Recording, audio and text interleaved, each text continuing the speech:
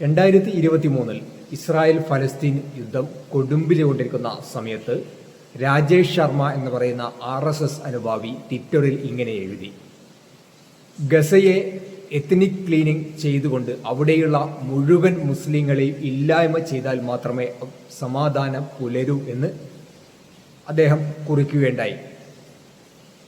ഒരു യുദ്ധത്തിൻ്റെ ഭാഗമായി നിരപരാധികളായ ഒരുപാട് കുട്ടികൾ കൊല ചെയ്യപ്പെടുമ്പോൾ, ഒരുപാട് സ്ത്രീകൾ വേട്ടയാടപ്പെടുമ്പോൾ, ഒരുപാട് വൃദ്ധന്മാർ കൊല്ലപ്പെടുമ്പോൾ, ഒരുപാട് ആളുകൾ പട്ടിണി കിടന്ന് മരിക്കുമ്പോൾ അയാൾക്ക് അതൊന്നും ഒരു വിഷയമായിരുന്നില്ല.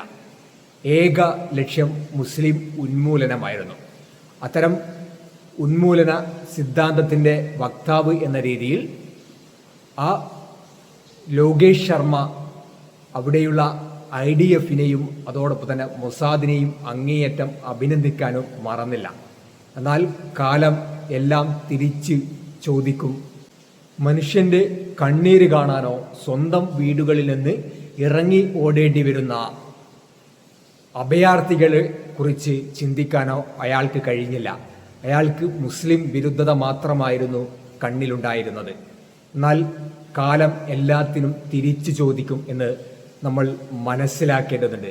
ഒരു മതവിഭാഗത്തോടുള്ള, ഒരു ജനവിഭാഗത്തോടുള്ള അടങ്ങാത്ത പക അദ്ദേഹത്തിന് നീതി നിഷേധം എവിടെയാണെന്നോ അല്ലെ ഇരയാക്കപ്പെടുന്നത് എവിടെയാണെന്നോ നിരപരാധികളും പിഞ്ചുമക്കളും കൊല്ലപ്പെടുന്നതും അദ്ദേഹത്തിന് ഒരു വാർത്തയായിരുന്നില്ല.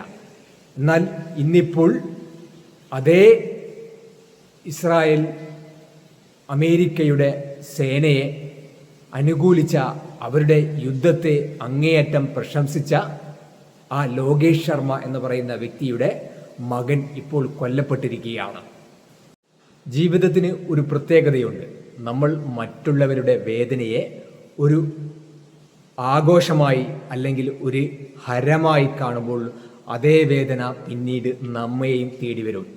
ഈ ലോകേഷ് ശർമ്മ എന്ന് പറയുന്ന ഈ RSS അനുഭാവിയുടെ മകൻ ഇന്ന് ഒമാൻ കടലിടുക്കിൽ കൊല്ലപ്പെട്ടിരിക്കുകയാണ്. മനസ്സിലാക്കേണ്ടത്, ഇറാൻ ആക്രമണത്തിലല്ല കൊല്ലപ്പെട്ടത്. താൻ ഇത്രയും കാലം ലോകേഷ് ശർമ്മയെ പോലെയുള്ള സംഘപരിവാറുകൾ ഇത്രയും കാലം അനുകൂലിച്ച അതേ രാജ്യത്തിനാൽ ആക്രമിക്കപ്പെട്ട് കൊല്ലപ്പെട്ട ഒരു കാഴ്ച. ഒമാൻ കടലിടുക്കിൽ ഇന്ത്യൻ കപ്പലായ സെറ്റബെല്ലയ്ക്ക് നേരെ അമേരിക്ക നടത്തിയ ആക്രമണം ഇറാൻ അല്ല. ഇത്രയും കാലം മോദിയും സംഘപരിവാരവും അനുകൂലിച്ചിരുന്ന, അല്ലെ ഇപ്പോഴും അനുകൂലിച്ചു കൊണ്ടിരിക്കുന്ന ഈ തെമ്മാടി രാഷ്ട്രമായ ഇസ്രായേലിൻ്റെയും അമേരിക്കയുടെയും യുദ്ധക്കൊതിയെ ഇപ്പോഴും അനുഗമിച്ചു കൊണ്ടിരിക്കുന്ന അതേ ഒരു രാജ്യത്തിൻ്റെ ആക്രമണത്തിൽ ഇന്ത്യൻ കപ്പലായ സെറ്റബെല്ലയിൽ നിന്നും ഇതേ ലോകേഷ് ശർമ്മയുടെ മകൻ കൊല്ലപ്പെട്ട ഒരു കാഴ്ച നമുക്ക് കാണാൻ സാധിക്കും. നേരത്തെ മരണവും രക്തവും കൊലയും ഒരു രസമായി കണ്ട ഇതേ ലോകേഷ് ശർമ്മ ഇന്ന് ആ മരണത്തിൻ്റെ വേദന സ്വന്തം മകൻ മരണപ്പോൾ അനുഭവിക്കുന്നുണ്ടാവും. നേരിട്ട് മറ്റുള്ളവരുടെ മകനും പിഞ്ചുകുട്ടികളും കൊല്ലപ്പെടുമ്പോൾ അതൊക്കെ ഒന്നുകൂടി കടുപ്പിക്കണമെന്ന് പറഞ്ഞ അതേ ലോകേഷ് ശർമ്മയ്ക്ക് ഇത് കടുപ്പിക്കണമോ അല്ലെങ്കിൽ നേർപ്പിക്കണമെന്നോ ഇപ്പോൾ ഒരുപക്ഷെ മനസാക്ഷിയുണ്ടെങ്കിൽ, സംഘപരിവാരത്തിന് തലച്ചോറൽപ്പം ബാക്കിയുണ്ടെങ്കിൽ ഒരുപക്ഷെ ചിന്തിക്കുന്നുണ്ടാവും. സമാധാന കരാർ എന്ന് പറഞ്ഞുകൊണ്ട് കഴിഞ്ഞ 2 ദിവസം നീണ്ടുനിന്ന സമാധാന ചർച്ചയ്ക്ക് ശേഷം, യുദ്ധമില്ലാത്ത അവസ്ഥയ്ക്ക് ശേഷം വീണ്ടും അമേരിക്ക ഇറാനെതിരെ ആക്രമണം നടത്തിയ കാഴ്ച നമ്മൾ കണ്ടിട്ടുണ്ട്. അറബ് രാജ്യങ്ങളെ സാമ്പത്തികമായി തകർക്കുക എന്ന ഒരൊറ്റ ലക്ഷ്യമാണ് സത്യത്തിൽ ഈ സയനിസ്റ്റ് ശക്തികൾ മുന്നോട്ട് വെക്കുന്നത്. അതുകൊണ്ട് തന്നെയാണ് ഇറാനെ നിരന്തരം ഇത്തരത്തിൽ ആക്രമിച്ചുകൊണ്ടിരിക്കുന്നത്. എന്നാൽ ഇതൊന്നും മനസ്സിലാക്കാത്ത അറബ് രാജ്യങ്ങൾ അവരുടെ നിലനിൽപ്പ് പ്രതിസന്ധിയിലാവുമെന്ന് മനസ്സിലാക്കിക്കൊണ്ട് ഇസ്രായേലിനെയോ അമേരിക്കയെയോ പുറത്താക്കാൻ തയ്യാറല്ലതാണ്. എന്നാൽ ഇന്ത്യയിലെ സംഘപരിവാർ ഉൾപ്പെടെയുള്ള ആളുകൾ ഇത്തരം യുദ്ധത്തെ അനുകൂലിക്കുന്ന ഒരു കാഴ്ചയാണ് നമുക്ക് കാണാൻ സാധിക്കുന്നത്. എന്നാൽ അത്തരം ആളുകളുടെ കുടുംബവും പല ആളുകളും ഇതേ അറബ് രാജ്യങ്ങളിൽ നിന്നുകൊണ്ടാണ് കുടുംബം പോറ്റുന്നത് എന്ന യാഥാർത്ഥ്യവും കൂടി മറന്നുകൊണ്ടാണ് ഇത്തരത്തിലെ നിലപാടുകൾ സ്വീകരിക്കുന്നത്.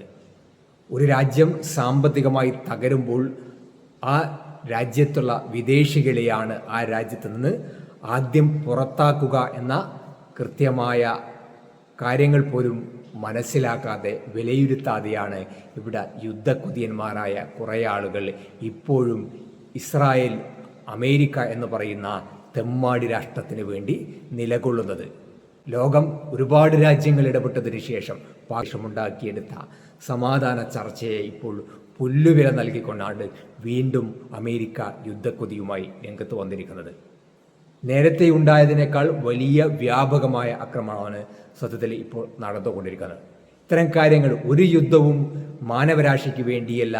എല്ലാ യുദ്ധങ്ങളിലും ഇരയാക്കപ്പെടുന്നത് സാധാരണക്കാരായ ആളുകളാണ്, സാധാരണക്കാരായ കുടുംബങ്ങളാണ്, നിരപരാധികളാണ്, കുട്ടികളാണ്, പ്രായമുള്ളവരാണ്, സ്ത്രീകളാണ് എന്ന യാഥാർത്ഥ്യം പോലും തിരിച്ചറിയാതെയാണ് ഈ യുദ്ധത്തിന് വേണ്ടി സംഘപരിവാരത്തിൻ്റെ ആളുകളും അതേപോലെ സയനിസ്റ്റ് താല്പര്യമുള്ള ആളുകളും ഇത്തരം യുദ്ധങ്ങളെ ന്യായീകരിച്ചു കൊണ്ടിരിക്കുന്നത്.